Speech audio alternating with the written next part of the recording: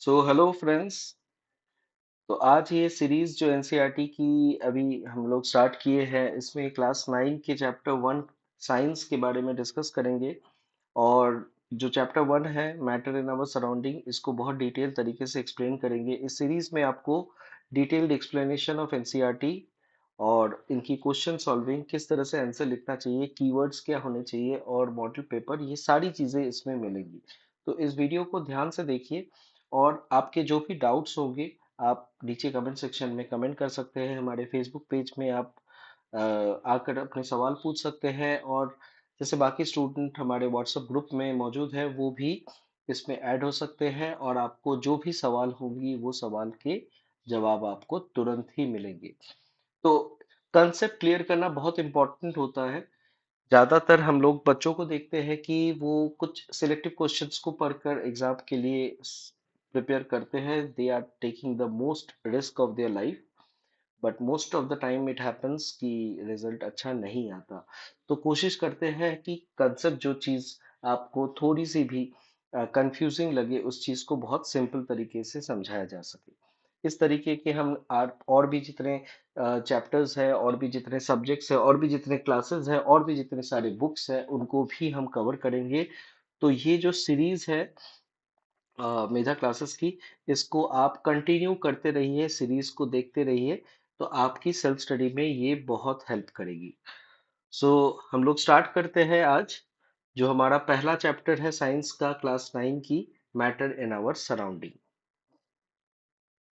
So the first part is what is matter. Matter क्या है? तो बचपन से हम लोग एक डेफिनेशन जानते आ रहे हैं कि anything that occupy space and have mass is called matter. तो जो भी चीज हम दुनिया में देख रहे हैं, जिनकी एक वॉल्यूम्स है और उनकी एक मास है, या वो एक स्पेस ऑक्यूपाई कर रहा है, उसकी एक वजन है, तो उसको हम मास कहते हैं, सॉरी मैटर कहते हैं। And the air we breathe, the water we drink, food we eat, stone, cloud, star, everything what we see, the table, chair, and whatever things we are seeing around, are everything are called to be as a matter. अब जो Indian philosopher थे, ये भी matter को study किए थे, और इनका नाम दिया था इन्होंने पंच तत्व, जो कि air, water, earth, fire and sky है। मॉडर्न डे साइंटिस्ट ने इनको क्लासिफाई दो कैटेगरी में किया। एक था फिजिकल प्रॉपर्टी और दूसरा है केमिकल प्रॉपर्टी। तो यही हमारी सिलेबस में भी है, और इस पे ही ये पूरी चैप्टर डिपेंडेंट है। और इस चैप्टर को हम लोग आगे भी इन डिटेल जब पढ़ेंगे, तो इन्हीं दो क्लासिफिकेशन के बेसिस पे पढ़ेंगे। Okay. Now kinetic theory of matter. Kinetic theory of matter क्या है? हालांकि ये बुक में आपको नहीं दिखेंगे, लेकिन ये इम्पोर्टेंट है, और इसीलिए मैंने सोचा इसको मैं अपने वीडियो लेक्चर में ऐड करूं। काइनेटिक थ्योरी ऑफ मैटर को जानना बहुत आसान है। इसकी एक एक वर्ड का मतलब समझ लेते हैं। मैटर आपने जान लिया, matter is something which occupy space and have mass. Now theory means a study और detail study, if I talk. And kinetic means something related to motion. कोई भी चीज जो मोशन को डिनोट करता है, तो उसको काइनेटिक कहा जाती है। तो मोशन में कोई भी चीज है, मूविंग, मोशन, वेलोसिटी, इन सब चीजों को काइनेटिक में बात करते हैं। तो अगर मैं इन सब चीज को एक साथ जोड़ दूं, तो मैटर जो कि मूव करता है, उनकी स्टडी को काइनेटिक थ्योरी ऑफ मैटर कहते हैं। तो जब कोई चीज मूव करती है, तो उनकी अपनी कोई कैरेक्टरिस्टिक्स होगी, उनकी अपनी कोई उनकी अपनी कुछ स्पेसिफिकेशन होंगी, तो वो सारी चीजों को स्टडी करना, that is called the kinetic theory of matter. Now, the first thing, kinetic theory of matter states that all matter is made of tiny little particles. All matter, जितने सारे मैटर है, वो छोटे छोटे पार्टिकल्स में particles को लेकर ये बनते हैं, जो कि एक कांस्टेंट मोशन में मूव कर रहे हैं। The theory helps to explain the properties of solid, liquid and gases. आगे हम लोग जब सॉलिड, लिक्विड एंड गैसेस को पढ़ेंगे, तो उसमें देखेंगे कि ये properties kinetic theory of matter के साथ ये बहुत रिलेट होती है, और इसी वजह से इन्हें काइनेटिक थ्योरी ऑफ मैटर कहा जाता है।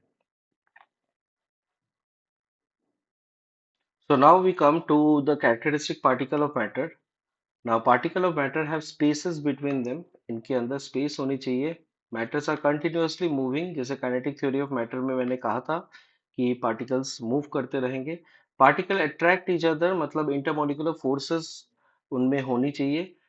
और the speed of the particle increases with increase in temperature, temperature जैसे बढ़ेंगी तो इनकी पार्टिकल मूवमेंट, जो इनकी मोशन है वो ज्यादा बढ़ेगी। And the last is the nature of intermolecular forces, किस तरह की नेचर है जिससे वो प्रॉपर्टी डिफाइन करती है। ठीक है, तो ये कैरेक्टरिस्टिक्स ऑफ पार्टिकल है। कैरेक्टरिस्टिक्स का मतलब है ये सारी चीजों को देखकर मैं ये बता सकूं कि ये मैटर है। एक जनरल से डेफिनेशन हम लोग बचपन से पढ़ते आ रहे हैं कि anything that occupy space and have mass is called matter. लेकिन ये एक डिटेल है कि इन सारी चीजों को देखकर हम ये बता सकते हैं कि ये मैटर है। और ये कौन सी स्टेट के मैटर है, ये सॉलिड है, लिक्विड है, गैस है, आगे हम जानेंगे। वो चीज को हम इन्हीं कैरेक्टरिस्टिक से बता सकते हैं। The next is the states of matter. States of matter क्या है, कि मैटर कौन से स्टेट में है, सॉलिड में है, लिक्विड में है, गैस में है, प्लाज्मा में है, बोस आइंस्टाइन कंडेंसेट में है, किस में है। ये डिफरेंट फेजेस ऑफ मैटर में जब वो रहते हैं उनको डिफाइन करते हैं ये स्टेट्स ऑफ मैटर। तो हर एक स्टेट की अपनी एक यूनिक प्रॉपर्टी है, किस तरह से वो बनते हैं, क्यों बनते हैं और कैसे वो ट्रांसफॉर्म होती है, उनकी डिटेल को कहा जाता है स्टेट्स ऑफ मैटर। जिससे हम एक दूसरे स्टेट्स को डिस्टिंग्विश कर सकते हैं, डिफाइन कर सकते हैं कि ये कौन सी स्टेट में है। ठीक है, तो first state of matter is called solid state. Solid state में क्या होती है, इनकी फिक्स शेप एंड वॉल्यूम होती है, ये वाइब्रेटिंग मोशन में रहता है और इनकी स्ट्रॉन्ग इंटरमोलिकुलर फोर्सेस होती है। एक बार इन चीजों को समझ लेते हैं, फिक्स शेप एंड वॉल्यूम, इनकी वॉल्यूम स्पेसिफिक और फिक्स्ड रहती है, इनकी शेप जो है वो फिक्स्ड होती है। Vibrating motion, particle vibrate and do not move from their fixed position. Why they cannot move? Because the intermolecular spaces is very less. They are compactly structured. That's the reason why it is having a vibration motion. आप अगर एक room के बारे में सोचो और room में काफी सारे लोग हैं और आप एक दूसरे से एकदम चिपके हुए हो, जैसे एक भरती ट्रेन या बस में होती है, और आप मूव नहीं कर पाते हो, आप वो वाली जो स्टेट है वो सॉलिड की होती है, इस वजह से वो वाइब्रेट कर सकता है लेकिन मूव नहीं कर पाता।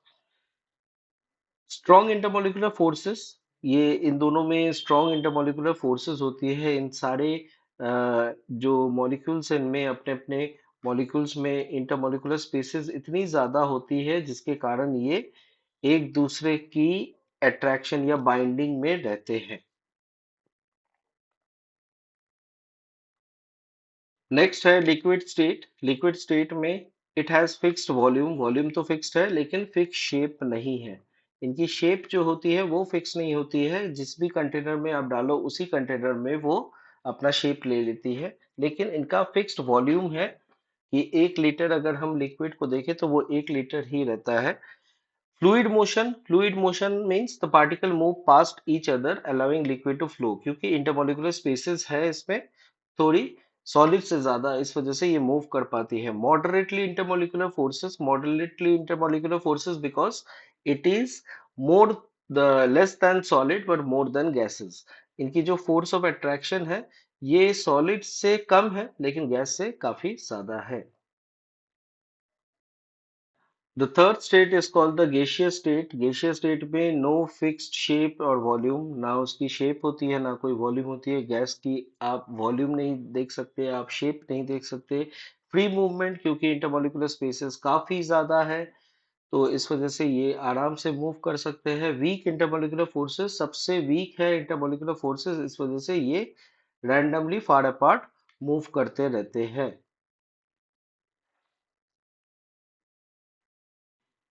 Relation between the temperature and the kinetic energy. Now, there is one direct relationship where higher the temperature means higher the kinetic energy. Temperature जितनी बढ़ेंगी आपकी kinetic energy भी उतनी ही बढ़ेंगी। Next is the effect of states of matter. Heating a solid can turns into a liquid, that is melting, and heating a liquid can turns into a gas. So it's a round cycle. It's a kind of a cycle कि आप solid से liquid, liquid से gas आप move करते रहते हो। तो this is the relation between a kinetic theory of matter or the kinetic energy and the temperature. So when you are increasing the temperature, it basically the kinetic energy of the particles are moving, the speed increases of the molecules, so that we define the kinetic energy जो physics में हम लोग पढ़ चुके हैं half M B square की। तो उसमें वेलोसिटी बढ़ती जा रही है क्योंकि मैंने टेम्परेचर को बढ़ा दी।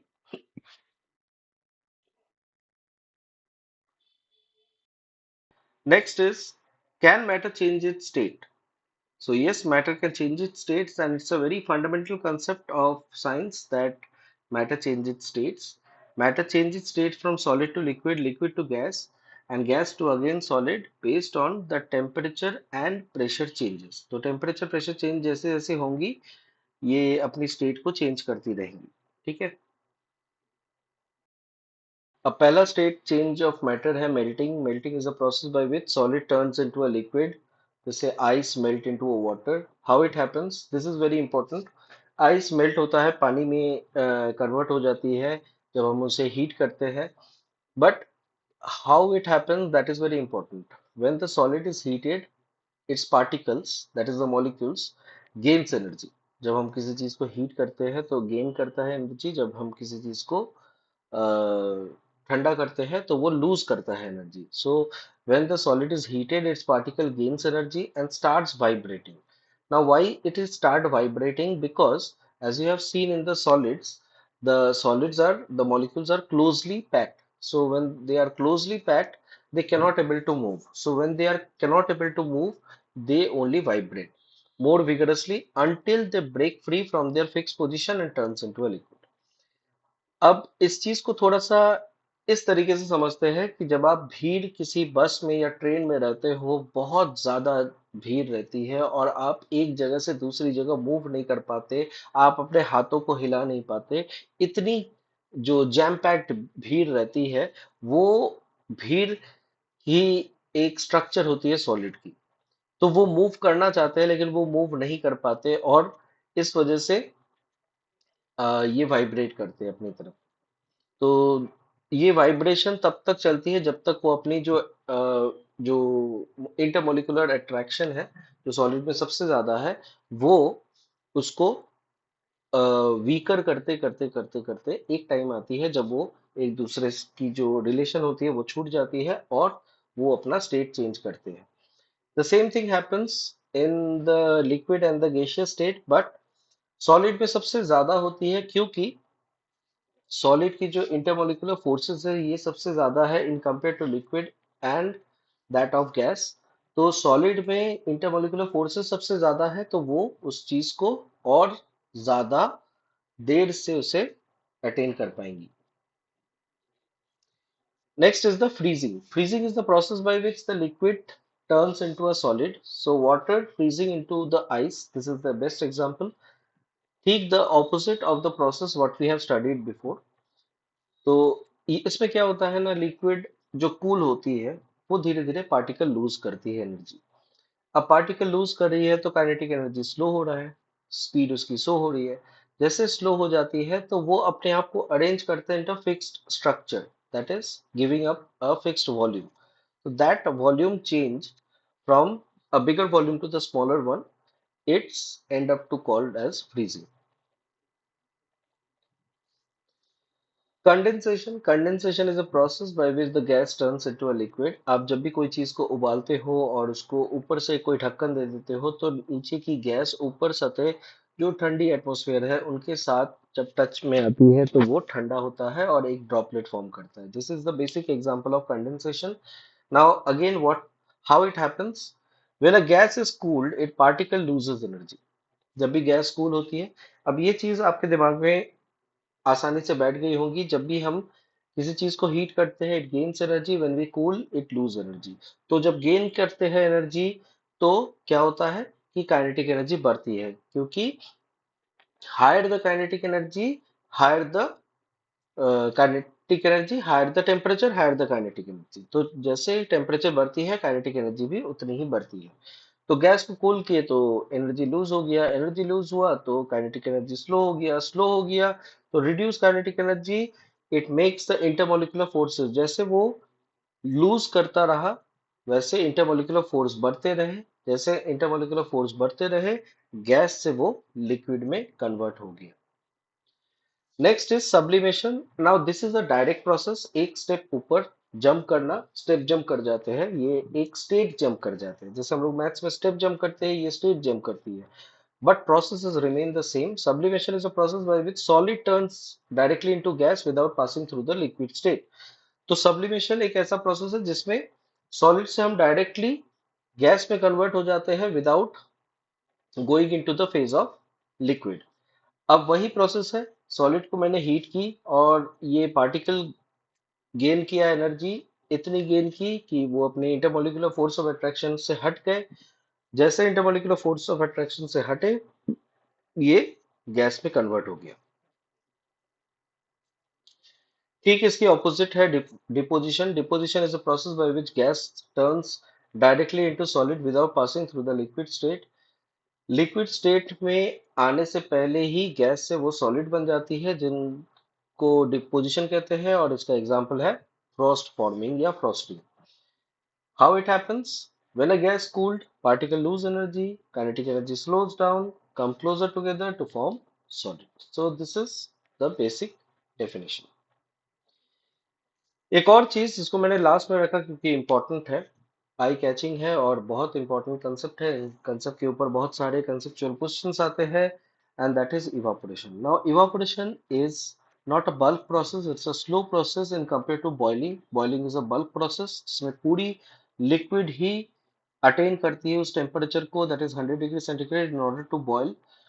But evaporation is a process, it's slow process, it's a surface process. ये सरफेस पे होती है, सरफेस के ऊपर जितनी टेम्परेचर है, ये सरफेस को हीट करती है, सरफेस की intermolecular force of attraction loose होती है और वो गैस में कन्वर्ट होते हैं और ये इवापोरेट करते हैं। तो it's a slow process and compare to boiling. How it happens? Same principle. When a liquid is heated, particle gain energy, escape from the liquid surface, kinetic energy increases and it releases out। तो कभी भी याद, एक concept रखना, कभी भी question पूछे ये कन्वर्जन के ऊपर, अगर स्टेट चेंज हो रहा है, मतलब सॉलिड से लिक्विड, लिक्विड से गैस अगर हो रही है, तो याद रखना सॉलिड से लिक्विड हो रहा है तभी होगी जब हम उसे हीट देंगे, लिक्विड से गैस तभी होगी जब हम उन्हें हीट देंगे।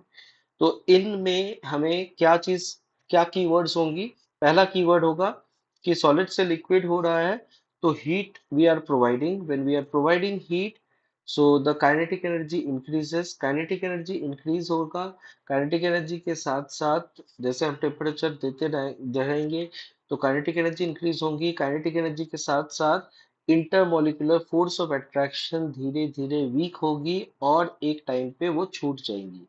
सो काइनेटिक टेम्परेचर देने से काइनेटिक एनर्जी इंक्रीज होती है, टेम्परेचर बढ़ाने से काइनेटिक एनर्जी इंक्रीज होती है, intermolecular force of attraction loose होती है और धीरे धीरे धीरे धीरे वो अपने स्टेट को चेंज करता है।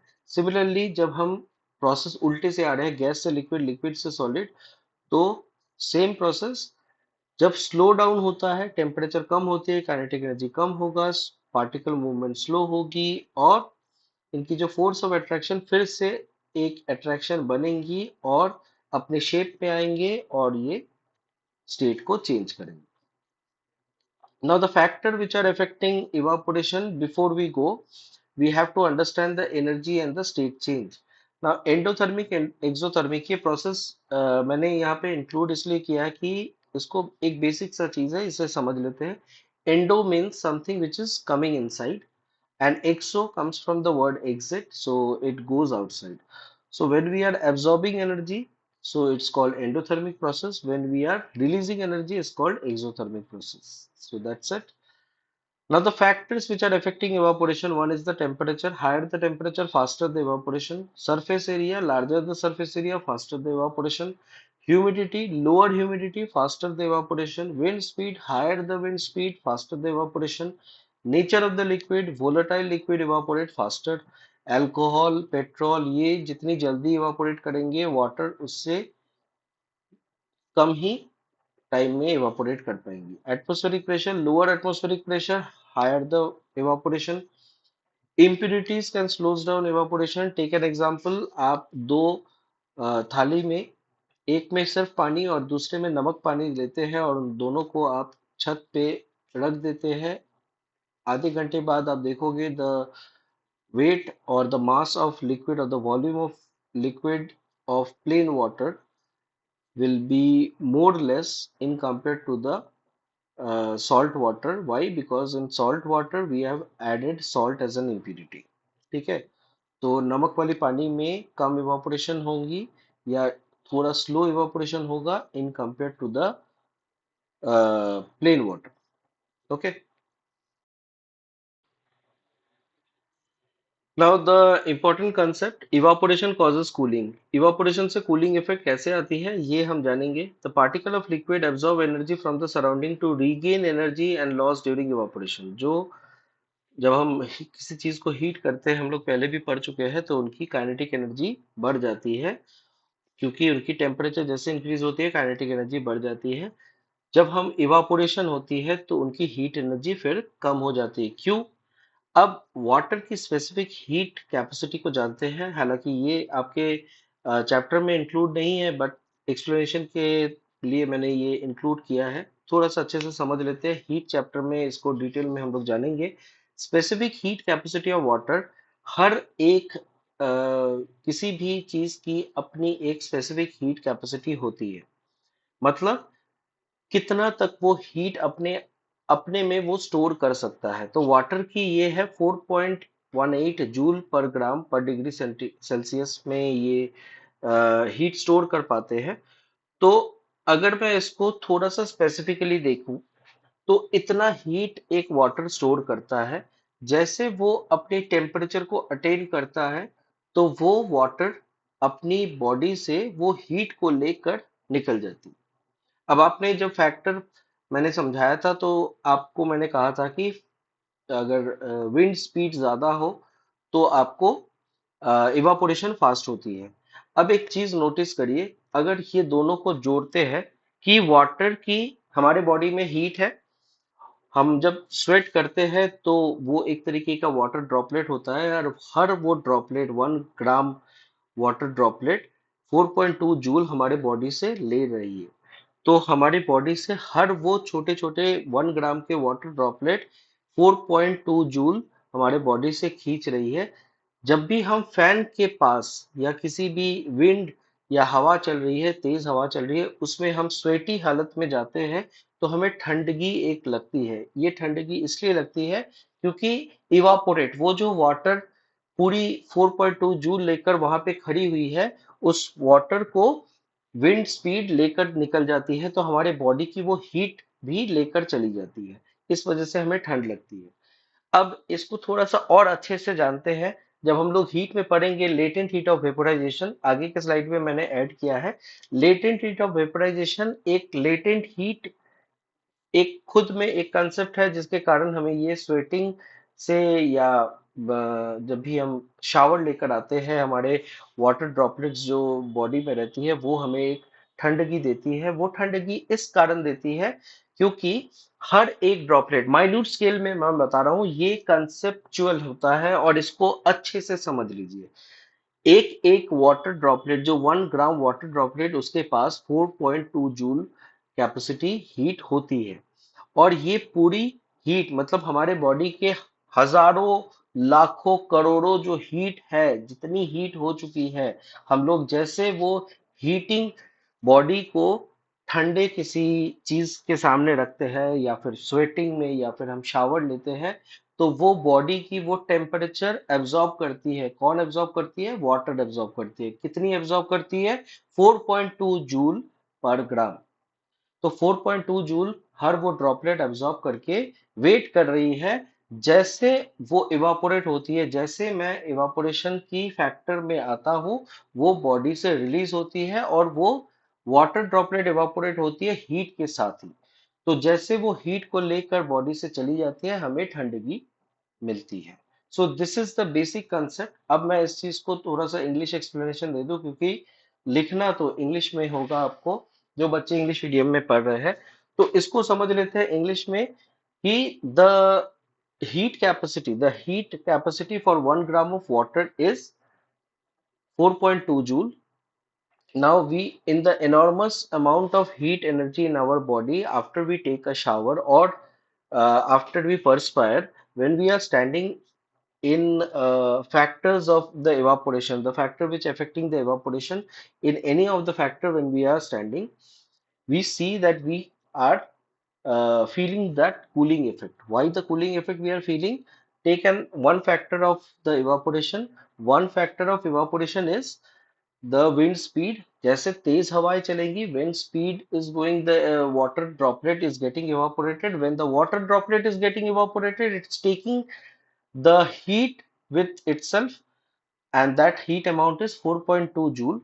Now every water droplet, thousand of water droplet, when they are evaporating, they are taking away all the heat of 4.2 joule into thousand number of times. So that much of heat get reduced from our body. That's why we are feeling the cooling effect. Okay. So last lecture में हम लोग sweating and cooling effect के बारे में बहुत अच्छे से जाना था। नाउ ये जो है कि बॉडी हीट जनरेट करती है जब भी हम कोई मेटाबॉलिक फिजिकल एक्टिविटी करते हैं, तो इंटरनल मेटाबॉलिज्म वो बढ़ जाती है। इंटरनल मेटाबॉलिज्म जब बढ़ती है मतलब एक तरीके से मशीन काम करना शुरू करती है। तो मशीन जब भी बहुत देर तक काम करती है या काम करती है तो हीट इफेक्ट आता है। तो वही हीट जनरेट होती है हमारी बॉडी में। जब वो एक हद पार कर जाती है तो हमारी बॉडी नेचुरली मेड है उसको कूल करने के लिए, वो स्वेट निकालती है। Now the sweat is basically the water when it evaporates from the skin. How we feel cool, उसका एक्सप्लेनेशन है। जैसे हम लोग स्पेसिफिक हीट कैपेसिटी के बारे में जाने थे कि स्पेसिफिक हीट कैपेसिटी हमारी बॉडी की जितनी हीट होती है उनकी पार्ट बाय पार्ट जो वाटर ड्रॉपलेट होती है वो थोड़ा थोड़ा करके हीट ले लेती है। तो ये एक तरीके का वाटर ड्रॉपलेट को हाइपोथेटिकली सोचो कि कोई एक इंसान है जिनका काम है यहाँ से हीट लेकर कहीं और ले जाना। तो वो हमारे बॉडी के इनऑर्मस अमाउंट ऑफ हीट एनर्जी से थोड़ा थोड़ा करके जितनी उसकी कैपेसिटी है उतनी हीट लेकर वो रेडी होकर बैठा हुआ है। अब ट्रेन आने वाली है। ट्रेन क्या है? Factor of evaporation. तो फैक्टर ऑफ इवापोरेशन का एक फैक्टर पकड़ते हैं विंड। आपके सामने फैन चला दिया, आप स्वेट हो रहे हो, आपको ठंडी लगेगी क्योंकि आपकी जो वाटर ड्रॉपलेट है वो आपके बॉडी की हीट लेकर बैठी हुई है। जैसे विंड एनर्जी आई, इवापोरेशन बढ़ गया और वो सारे पानी हमारे बॉडी से चले गए। सो एनर्जी एब्जॉर्प्शन हुई। और पहले क्या हुआ? बॉडी हीट जनरेट की। फिर क्या हुआ? स्वेट जनरेट हुआ। उसके बाद क्या हुआ? ये वाटर ड्रॉपलेट ने एनर्जी एब्जॉर्ब की और जैसे वो विंड एनर्जी या इवापोरेशन हुई तो एनर्जी ट्रांसफर हो गई, हमारे बॉडी से निकलकर बाहर चली गई। सो this is the sweating and cooling. And इस पे क्वेश्चंस आते रहते हैं। सो इसको आप होपफुली समझ गए। So now we will be studying the various temperature scales which is involved in this chapter. One is the Celsius scale. Celsius scale widely used होती है पूरे वर्ल्ड में, इंडिया में इसे सेंटीग्रेड स्केल भी कहते हैं। ये स्वीडिश एस्ट्रोनॉमर एंड्रस सेल्सियस के नाम से ये सेल्सियस स्केल का नामकरण हुआ है और नाम दिया गया है। Freezing point of water is 0 degree centigrade, boiling point of water is 100 degree centigrade at standard atmospheric pressure. This is very important, widely used around the world for everyday temperature measurement and in scientific context. हम लोग इसे use करते हैं। The next is the Fahrenheit scale ये German physicist Daniel Gabriel Fahrenheit के नाम से दिया गया है। इनकी फ्रीजिंग पॉइंट 32 डिग्री फ़ारेनहाइट है, बॉइलिंग पॉइंट 212 डिग्री फ़ारेनहाइट है at standard atmospheric pressure. Again it is important. Primarily it is used in United States for everyday temperature measurement. इसके अलावा केल्विन स्केल है। केल्विन स्केल जो British physicist William Thomson first Baron Kelvin के नाम से दिया गया है। इसकी एब्सोल्यूट जीरो टेम्परेचर जो है, that is the lowest possible temperature where all molecular motion ceases. Absolute zero at 0 degree Kelvin which is equivalent to -273.15 degree centigrade. इनकी जो टेम्परेचर चेंज होती है केल्विन स्केल की वो compare to Celsius scale same रहती है। So one change of 1 Kelvin is equivalent to the change of 1 degree Celsius. So this is scientific calculation में हम लोग इसके यूज करते हैं। दैट्स इट, ये चैप्टर की सारी डिटेल्स कंप्लीट है। नाउ थ्योरी पार्ट इसमें इतना ही है। इसमें हम लोग और डिटेल्स में जानेंगे, न्यूमेरिकल्स जानेंगे, क्वेश्चन जानेंगे। सो अगर आपको ये वीडियो अच्छी लगी तो please like and subscribe and press the bell icon so that in future जितनी भी नोटिफिकेशन होंगी वो आप तक पहुंच जाएंगी और आप क्लास को अटेंड टाइमली कर सकते हो। आप लोग जो सेल्फ स्टडी करते हो उन बच्चों के लिए मैं कह रहा हूँ कि प्लीज इन वीडियो को ध्यान से देखिए, ये आपकी पढ़ाई को और इजी और आसान कर देगा। और कोई भी चीज अगर आपको समझ नहीं आ रही है तो do ask me the questions in the comments below और इन आवर व्हाट्सएप ग्रुप और इन द फेसबुक। जो दोस्त हमारे व्हाट्सएप में जुड़े हुए हैं वो लोग हमें क्वेश्चन पूछते हैं, डाउट पूछते हैं, उनका हम सॉल्यूशन करते हैं। तो तुरंत ही अपने डाउट को क्लियर कर लीजिए ताकि आपके सेल्फ स्टडी में कोई बाधा ना आए। और आपकी कोई भी अगर ऐसी क्वेश्चन रहे जो चीज़ आपको कंफ्यूजिंग लग रही है, समझ नहीं आ रही, या कंसेप्ट हो, आगे के चैप्टर में हम लोग उन सारे सब्जेक्ट्स को, सारे चैप्टर्स को, सारे क्लासेस को भी कवर करेंगे, सारे बुक्स को कवर करेंगे ताकि आपकी सेल्फ स्टडी और आसान हो सके। तो प्लीज़ हमारे साथ बने रहिए और आगे के सारे वीडियोस को देखिएगा। अगले वीडियो में हम लोग इन्हीं चैप्टर के कुछ क्वेश्चंस पे डिस्कस करेंगे और वो सारी क्वेश्चन जो क्वेश्चन कंफ्यूजिंग लग रही हो या जो स्टूडेंट हमें पूछते हैं वो सारे क्वेश्चन पे डिस्कस करेंगे, कुछ बुक्स के क्वेश्चन पे डिस्कस करेंगे। और ये पूरी एनसीईआरटी की जो सीरीज हो रही है इसमें कॉम्पैक्ट आपको पूरी तरीके से एक वन रूफ सॉल्यूशन मिलेंगी, जिसमें आपको model papers, solve papers, practice papers, MCQs, short answer, very short answer, long answers, answer writing, इन सब चीज़ों पे हम लोग डिफाइन करेंगे, क्लासेस डिफाइन करेंगे ताकि आपकी जो सेल्फ स्टडी है वो आसान हो सके। इनके साथ साथ हम कोशिश कर रहे हैं कि आगे हम लोग कुछ प्रैक्टिस पेपर के तौर पे क्लासेस भी करवाएं। पहले हम लोग ये थियोरी कंसेप्ट कंप्लीट करवा देते हैं, उसके बाद हम लोग उन सब चीज़ों पे भी बात करेंगे ताकि आप एक जगह जहाँ पे आपको एनसीईआरटी के सारे सॉल्यूशंस मिल सके और आपको कहीं और जाने की जरूरत ना पड़े। तो थैंक यू सो मच, बने रहिए इन सब से। मिलते हैं अगले वीडियो में। Thank you.